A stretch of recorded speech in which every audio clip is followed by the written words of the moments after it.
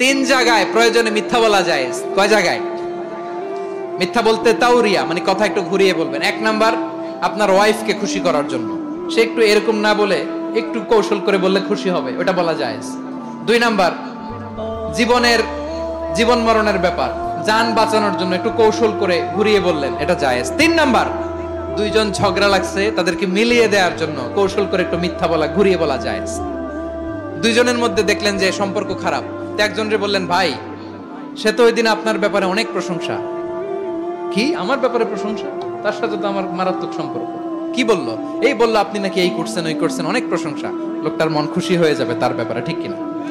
আবার তার সাথে যার ঝগড়া, ওরে যে বলুন, ভাই ওই দিন তো সে আপনার অনেক অ্যাপ্রিসিয়েশন করলো, অনেক। সে তো অবাক, কি রে বলে কি আমার? এই যে দুইজনের ব্যাপারে দুইজনের একটু ভালো ভালো কথা বলে দিচ্ছেন, একদিন দেখবেন রাস্তা দিয়ে হাঁটার সময় একে অপরকে সালাম দিয়ে ফেলছে, সালাম দিয়ে বুকে জড়ায় ধরছে, আছে না নাই?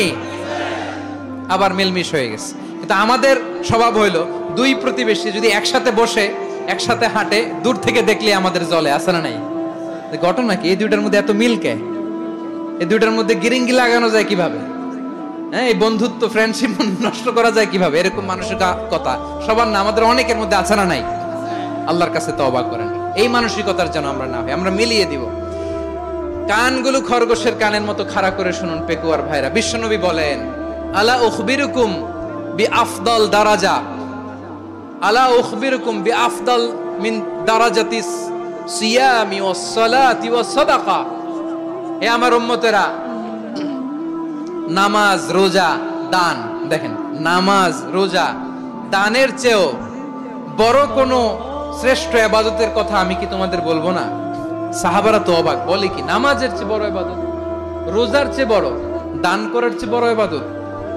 সাহাবীরা বললেন, বালা ইয়া রাসূলুল্লাহ। নবী বলেন, বিশ্বনবী বললেন, নামাজের চেয়েও বড়, রোজার চেয়েও বড়, যাকাতের চেয়েও বড়, সাদাকার চেয়েও বড় একটা ইবাদত আছে, আমি কি তোমাদের বলবো না?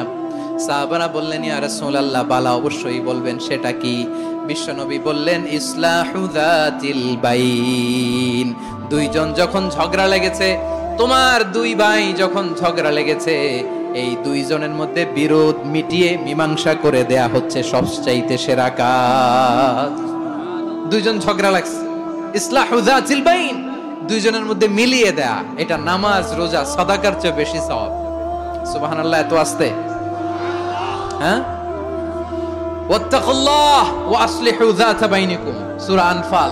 আল্লাহ বলেন, আল্লাহরে ভয় করো, ঝগড়া লাগলে মজা নিও না, ওয়াত্তাকুল্লাহ, আল্লাহরে ভয় করো, ফাসলিহু যাতা বাইনিকুম, মিলিয়ে দিও।